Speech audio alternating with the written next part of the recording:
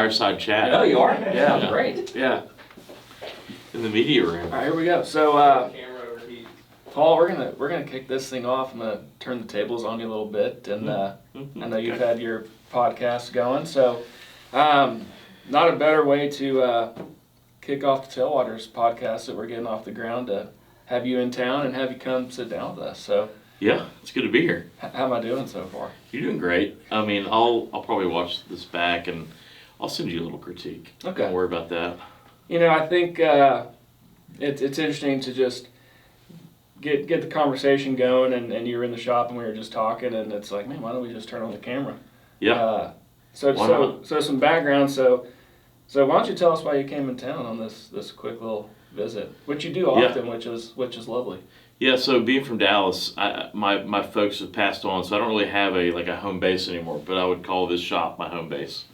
If I'm never going to come through Dallas and not come knock on the door and come bug you guys. It always feels like coming home here. So I consider the shop my home here in Dallas. So, but with that in mind, we had a little journey which you were part of as well. Flounder has a luxury suite. He's so luxurious out at the Ranger game, out at the park, and Owen Gaylor and his family came up as well, and we all convened at the luxury suite yesterday and had a blast. Owen's been dealing with this cancer battle that he's right in the midst of right now. So I think he needed the hang. He needed to see his friends. I think we needed to see everyone too. We needed to see Owen.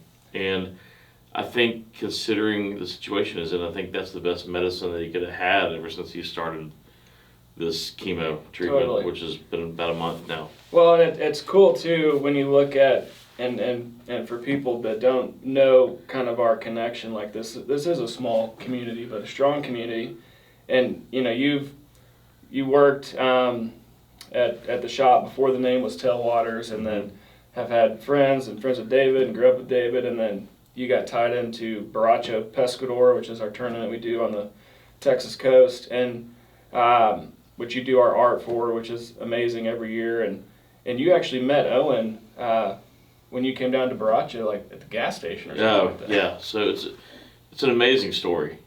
And Doug Rowland and I came down. Kyle Wright had been bugging me for like 3 years to come. Parts, I got this tournament down there, this redfish tournament, and I just think you'd really like it. And I'm in Charleston, like I've got redfish everywhere in the backyard. I'm like, travel to the Texas coast for redfish.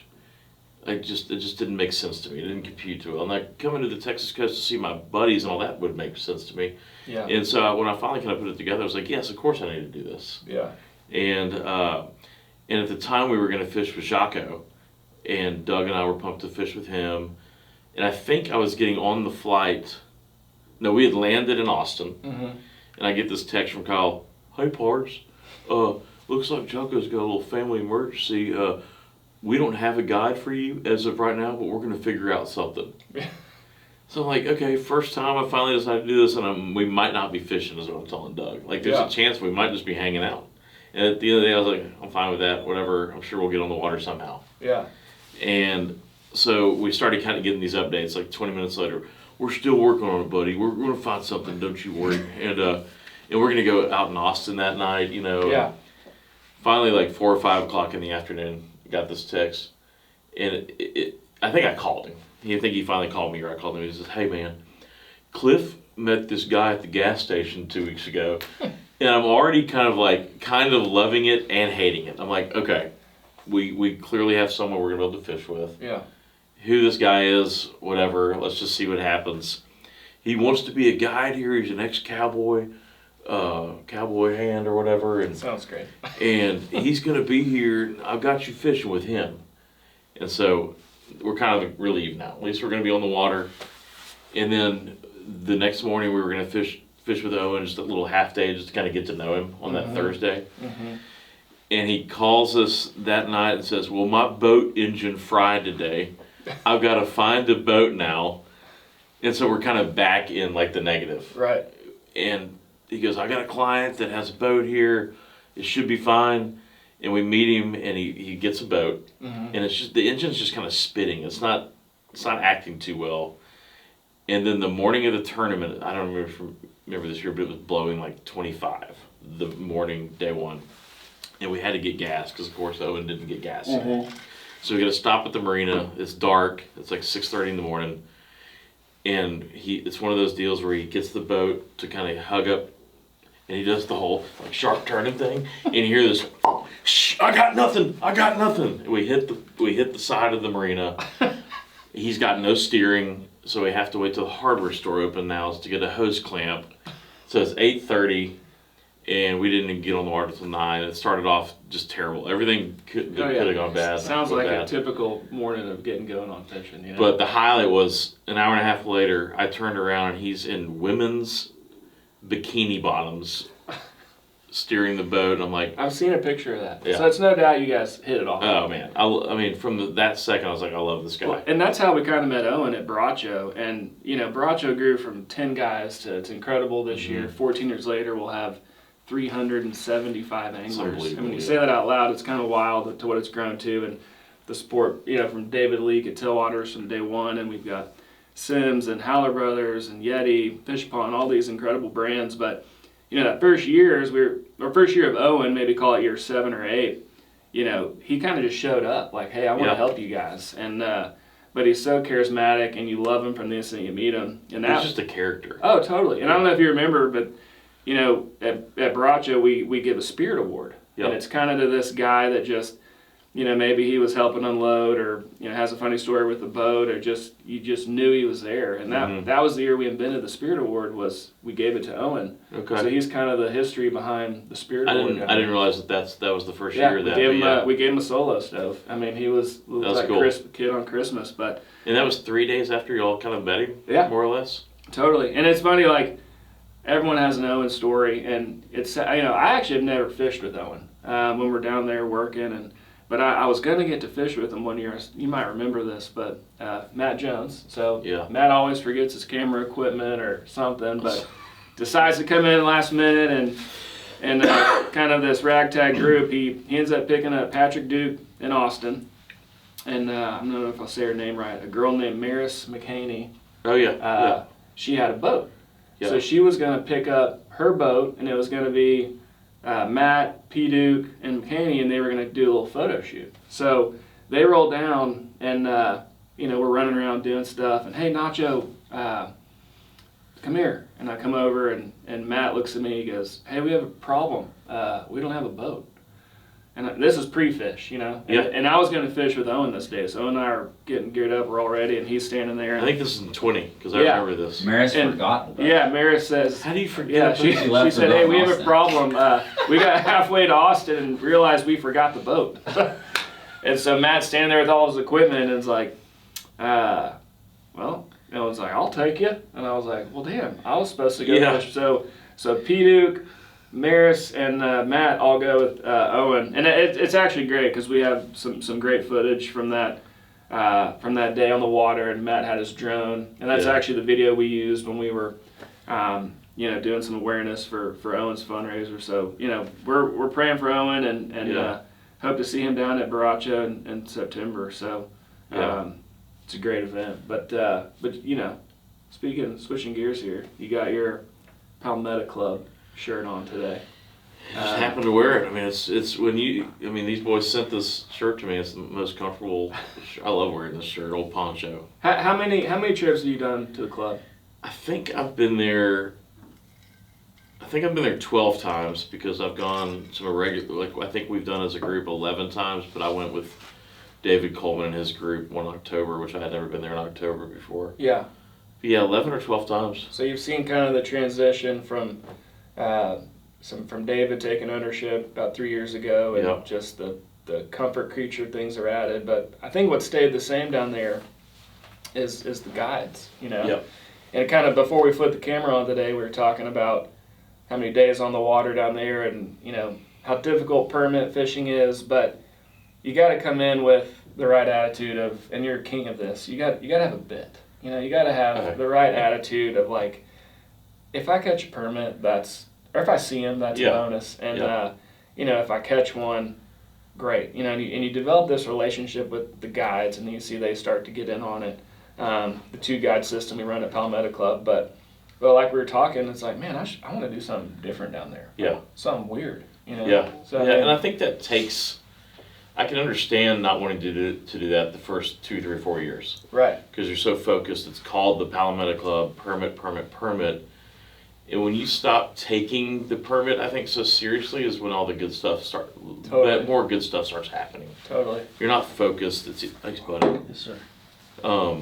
You're not so focused on that more serious venture of when you get on the boat, they say, what do you want to do? Permit. And they love doing the permit thing. Yeah. But I think they equally love doing maybe some different stuff that not everyone is tuned into. And I think that reduces maybe not the stress level, but the serious factor. Totally. You start having a little bit more fun when you start venturing out of just the permit tunnel vision. And I think the permit is more likely to happen when you maybe do that. I couldn't agree more. Like, I've been on multiple trips, and as a host, to kind of see how the week's going, and if a guy's new and struggling, I'll get him in my boat and say, hey, let's go bone fishing. Yeah. Let's just go catch some fish. You can catch, a number of different species out here. Like you said, let's take your focus off of that. And every time. And that gives them some confidence. Yeah. And every time we've done that, the permit kind of show up. Yeah. But yeah. How many times though does the guy that maybe thought he needed to catch a permit, but by day 3, let's just go catch some bones, how many times does he come back to the lodge saying, oh my God, we had a blast, man. I caught like 13 bonefish. Yeah. And he had the day of his life. Totally. And then that's nothing wrong with that. That's awesome. So, we're talking about you said it was great. It's like if you were able to get in the boat with those guides that live there, like what would you go do? Yeah. Today. And I was fortunate to be down there one time with David when the lodge was closed, and it was a great trip. We permit fished a little bit, but then we got David's boys, and I think it was Alonzo and Coriano, and they were going to take us go out to the reef and fish for jack, tuna, or I don't know, something we could eat. Yeah, so we were going to go out, 3 miles or whatever. Mm-hmm. So, they got the bigger boat, and we made lunch, and they went around. And, Mr. Neal, did you bring your Dramamine? Yeah. Oh, we Mrs. Leak had us Dramamined up. We had on the bracelets. We were ready, Yeah.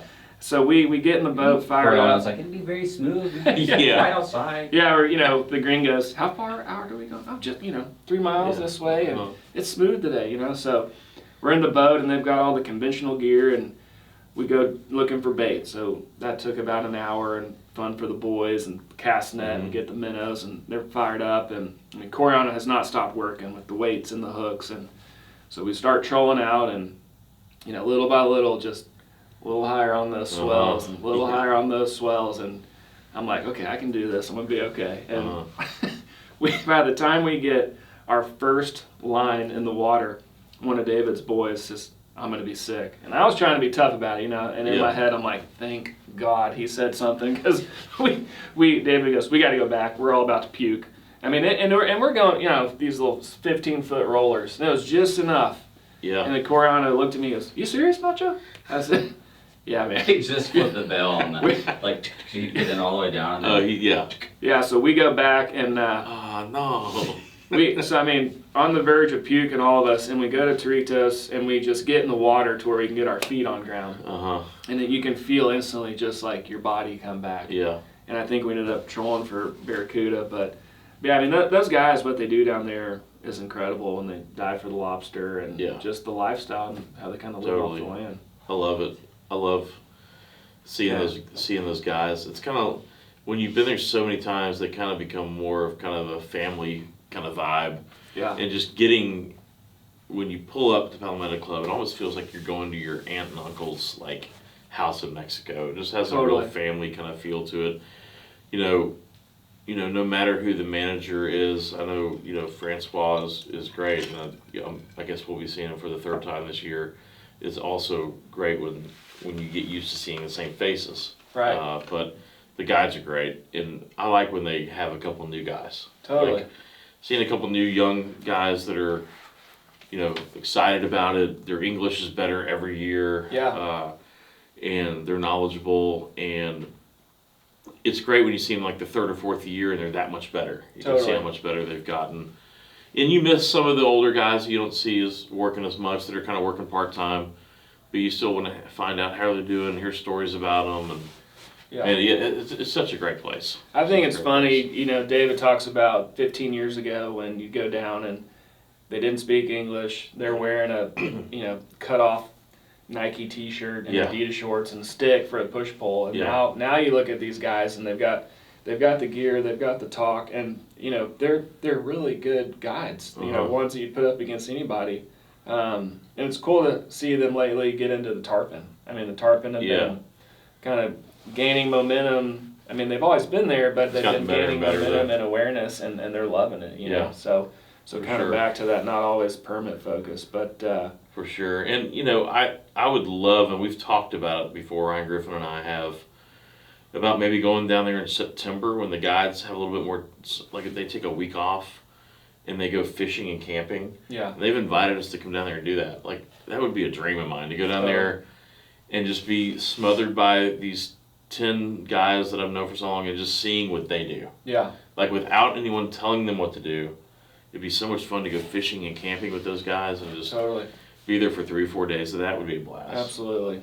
Yeah, we're impromptu this morning with Paul in the newly finished Tailwaters Studio.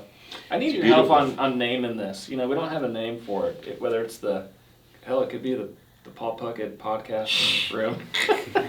No, it's a cool little room here. It's great little addition you guys have come up with. It's cozy. Yeah, no, it's cool. So if it wasn't 11, I'd say let's get a little bourbon flowing in here. I know. We could have morning cocktails. But yeah, so Paul, I think it'd be cool, and I know you talk about it quite a bit. And I want to mention too, talk about your art. Obviously, we have it all over the store. You have it for us at Baracho. You've done the Palmetto Club tournament art, which those guys love. But your film that you just had, man, that was incredible. And really, congratulations for your accolades, and just neat. You're such a humble guy. And you give someone the shirt off your back, but to see not this shirt though, Neil. But to see where you've gone, man, it's incredible. And some of the stuff you've done lately that we'll see soon, Field and Stream and Columbia, and it's awesome, man. Yeah, Hilton, just because you mentioned the film, Hilton Graham I've met at the One Fly in Jackson a few times, and about a year ago right now, he reached out and goes, "Hey, I'm going to see you next month at the One Fly. You've got a painting, I think, that's going into the American Museum of Fly Fishing, and you're going to hand it off at the One Fly?" I was like, "Yeah." And he goes, "How is this not a film? Like, let's make a film about this." Okay, cool. So it was about right now, and I was, I'm already halfway through it, so how do we make a film about a painting I'm making? And he goes, "Well, it's not really about that. It's more about your timeline, where you come from, the build up to this." And he was like, "I don't really know how we're going to make this work, but let's just do it." And he goes, "We've got to have it done by November." I'm like, so he wants to go to all these places, Vermont, Jackson. We are already going to be in Jackson. So we obviously have to film in Charleston, and we wanted to film down in the Keys. We made it all work. He's the genius behind the film. He's the filmmaker. His crew too. That's Hamilton. Love Affair, creative, Hilton Graham. Hilton Graham, yeah. So, but my art story kind of starts, and we didn't really go super in depth in the film. It was more about a kind of in a general purpose, what you could fit into 13 minutes. Yeah. But my art story kind of starts at West Bank Anglers back in '94. My dad had heard that an ex-student or a guy that went to Holland Park was starting a fly shop in Dallas. And at the time there was an Orvis store, I think, or there was about to be an Orvis store. There was Fishing World that had a tiny amount of fly fishing, and I had been working at Fishing World, and I had a small knowledge of fly fishing. I knew that that's what I wanted to do. That's all I wanted to do. All my art projects had become fly fishing. So we found out West Bank was going to come to Dallas through kind of a series of information my dad got about the next student at Holland Park. And so I reached out to them because not any way did I think I would be qualified to work in a fly shop. I knew enough to like bass fish at the time. I was reading all kinds of stuff about trout fishing, never done it. So I reached out to them about maybe showing some of my artwork in the fly shop. Now keep in mind it was super rudimentary. It was like not good, but at the time I thought it was incredible, you know. It was trout stuff mostly. Yeah, and like just scenery shots and Yeah. painting trout and stuff. It was like 93, 94. And so I was more interested in maybe showing my art at the shop. Yeah. And so we kind of kept in touch. We're like, yeah, this would be great. Why not, you know? So about a week later, they called and they said, hey, we're kind of behind on getting the shop ready. Will you just come and help for a week, like an extra hand to get shirts folded, kind of everything, Yeah. ground level stuff. Sure. So I went there, not with the idea of like trying to get the job, but I went and just hustled, man. I was flying around like a little monkey doing everything. I was fly shop like hero. And at the end they were Fly like, shop rat. yeah. At the end Yeah. they were like, hey, we can't not have you. Do you want to work here? Cool. And it was like, I wasn't expecting that offer at all. You still And in high school at that? yeah, it was Okay. the summer. No, it was the summer after I finished my first year of school, which was Tyler Junior College, Okay. and I was about to go to North Texas. Mm-hmm. And so it was June, first week of June. I was supposed to go on a high school, on our family party, family reunion. Yeah. In Corpus, and I had to plead with my dad. I was like, "No, Dad, I'm doing this." Like, and so Have to work. we opened the shop. I was like the second employee at West Bank That's cool. after Jim Lynn, and it was incredible. Like people were just flooding in, Yeah. and I learned. And was your art on the wall at that point? When you Yeah, I think first so. opened? Yeah, I don't, Okay. at that point it was like a total. That was It's like gotta a be pretty secondary. cool. Yeah, Yeah. like I didn't even care about that at this point. I was like Yeah. have the job at the fly shop. you Right. know? And I learned so much that week. We had Steve and Kim were in town. Reynolds were in town because they owned the West Bank of Jackson. Mm-hmm. So this was kind of an affiliate shop, and I learned so much that week of just David and Jim talking about it, showing customers knots, and Yeah. at the end of that summer, I pretty much knew everything. I didn't know everything, but I Right. felt like I knew so much more. Sure. And that's kind of what launched my whole interest in working in fly shops the next 23 years and doing Yeah. art. And Yeah. if it wasn't for the fly shop aspect of what I did, I don't know if I'd be doing what I do right now. Because Yeah. that instantly put me in front of potential people buying Yeah. my artwork. Well, I think it's you know, a lot of guys that get into the fly fishing industry start in a fly shop, whether Uh-huh. they become Yeah. an artist or a guide. Sales reps. Yeah. Yeah. I mean, it's the best way to kind of learn and cut your teeth and, Yeah. and see how much goes into it. And the amount of people you meet. Yeah, You never Totally. know who's going to walk in the shop. that is true, and that is cool. I mean, Yeah. the people that come in the door, it's incredible. Yeah, Yeah. it's really neat. So, So right now, you just finished, you know, kind of jump forward, a really cool project with Field and Stream. yep. Yeah. I reached out to them by way of some friends at Garden and Gun, and they knew Colin Kearns, that's the editor of Field and Stream. And all I wanted to do was like, how do I get in just to maybe do an illustration here and there? And now Yeah. I just finished the second cover for the fall issue. It's kind of more of a duck hunting scene on the front. So that was super. I mean, that's like how is this happening? Yeah, Because Field and Stream is such a gigantic name in the world of outdoor media, yeah. and with the way things work these days, so much of it has gone to online. Mm-hmm. And they did that for 5 or 6 years, but they decided the last couple of years to bring it back to actual print, Yeah, and it's back, and it's an incredible publication. So That's awesome. to have the second cover in the fourth issue is super Yeah. awesome. So there's a big brand on the rise in our industry, More Left. Oh yeah, yeah. I've heard Huge. I've heard you've had some negotiations with Yeah. them on doing some art. It's for- almost too big of a apparel brand for me to work on. I feel like I'm kind of what the syndrome, kind of imposter syndrome, but it's pretty incredible what they're doing over there. I mean, what a great idea. And let's explain More What a Left great a little bit. I think it confuses people. It's not so much politics. Actually, it's not politics at all. But Yeah. but in all seriousness, we're going back to Palmetto Club, and you talk about all the shit that the guides yell at you and say, and Yeah. and my buddy Jason, whose character travels with us all the time, he's like, let's make some hats and shirts, and what are the guides always yelling? And we're just Uh-huh. thinking, it's like, More Left. Why is it always more left? I don't know. I don't know if it's like a right-handed thing in the wind, but it's Yeah. like, Nacho, more left, more left, more left. So More Left was born, and we've been goofing around and kind of making hats and whatnot. But then you start to think of all these phrases, whether you're an no matter the country or Yeah. if it's a saltwater fishery or freshwater fishery, the shit that your guide yells at you. Oh, I know. You know? And Yeah. I think there's two types of guides in this world. The ones that you want to keep fishing with, Uh-huh. and the ones that you say, I don't care if I ever see that guy again. Yeah, exactly. Exactly. It's and I've heard a couple stories literally in the last couple of days of the guides that you never want to see again. Like, you know, but they end up seeing people that they're still going. They're still making it happen somehow. But I think those guides are kind of whittling away a little bit. I feel like the younger guides these days are the ones that have decided to get out of the yelling business. Yes. Not saying that when they get 40, 45, maybe they'll reach that point. Right. Or you reach a closeness with your guide to where it's kind of open bar and he can yell at you if he wants. But yeah, I mean, you could tell guide stories all day. And you've got a boat in your hometown of Charleston that you go out on, I imagine, quite often now. Yeah. Are you? I know you're not guiding, but maybe feel that way at times when you're taking people out. So kind of what's your, if you're kind of in guide mode, what's like a guide day like with Paul Puckett? Well, so I didn't get my boat thinking that I needed a boat. Yeah.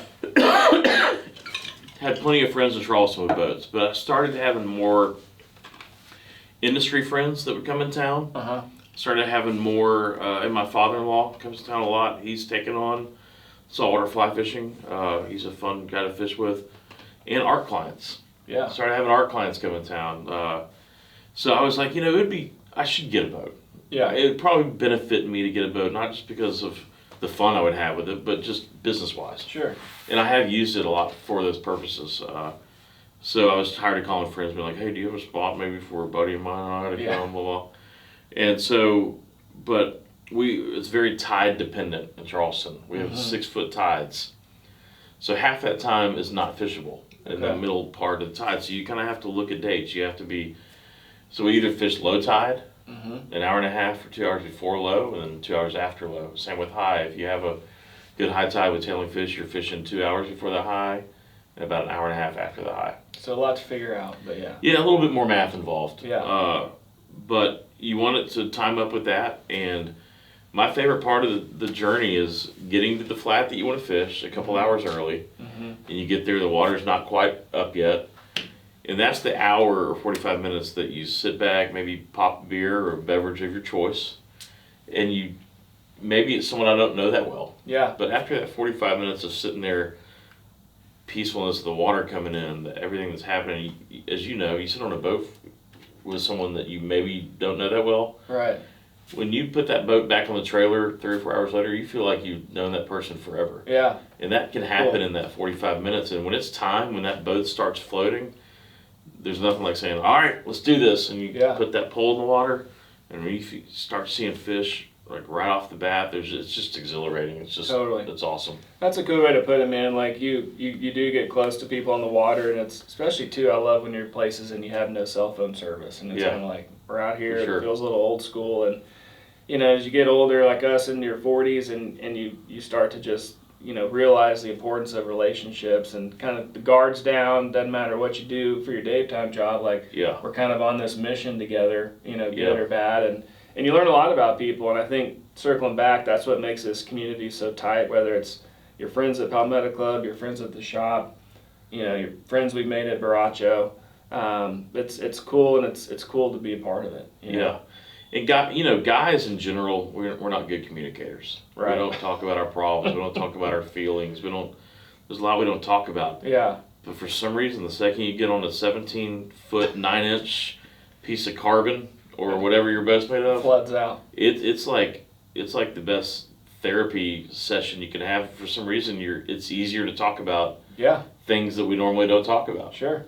And so maybe you just need to tell your wife, I need to go to therapy down at Port O'Connor and work on myself for 3 days. Oh yeah. And it's going to cost me about $3,000, but it's going to be worth it. Behind every fly fisherman is hopefully a supportive wife, or maybe an ex-wife. Exactly. There's a lot of ex-wives out there, especially if you're a tarpon fisherman. So, random question: If Paul Puckett is in the studio and you get a phone call, and it's pick up your go bag, your Jason Bourne bag, rod and reel, and you can go anywhere for a week-long trip. Yeah. Where are you going? Oh man, that's it. You know, I've been. Two phase it. One to fish and one to paint, or maybe it's one and the same. Yeah. I think Keys for painting. Yeah. I just come back from the Keys with photos that I just can't wait to mess with. Sure. And you don't have to go as far as the Seychelles for those kind of visuals. Yeah. The Seychelles, I was going to actually answer the first part of the question probably with the Seychelles. Sure. There's nothing, to me, in a heartbeat, if someone said, let's go, I'm going. Right. I don't know why. It's not, when you get there, maybe just the vast just contrast of species and the huge amount of the difference in just what's possible for today. Totally. You go to the Keys, mainly tarpon, some bones, maybe, but I don't know. It just, maybe it is the adventure and how far away it is, and you feel like you're a speck of tiny sand north of Madagascar in the Indian Ocean. Yeah. There's something to that too. Totally. But you know, the American West trout fishing I love as well. I don't get as charged up as I used to. Yeah. For that, but I think something saltwater. It's gonna be saltwater from here on out. I still love trout, but the saltwater adventures, there's nothing like them. I agree, man. Well, we need to get on the boat together. I know, yeah. It's weird sometimes when you realize how long you've known someone. You're like, we've never fished together. Recently, I went fishing for the first time with someone, David Leake, in Bolivia. It's y'all's first time to fish together. We have never fished together. It's wild. And when you start realizing that, it's crazy. Yeah. And it took us going to Bolivia. Yeah. We still weren't on the same boat together. But just together. But we waded, fished, and we fished together. You know, it's just weird. And Dale Tiny Hands was there too. Dale was big. He had a big showing. Good bits. Well, man, thanks for stopping by today. Yeah, buddy. Appreciate it. Always feels like home here. I know. Go Rangers. Go Rangers. Let's do it. We turned the table, so I'll let you score our podcasting when we're done here. Oh, I will. Pretty full production value. Yep. Thanks, guys. All right, that was pretty good. Yeah, man.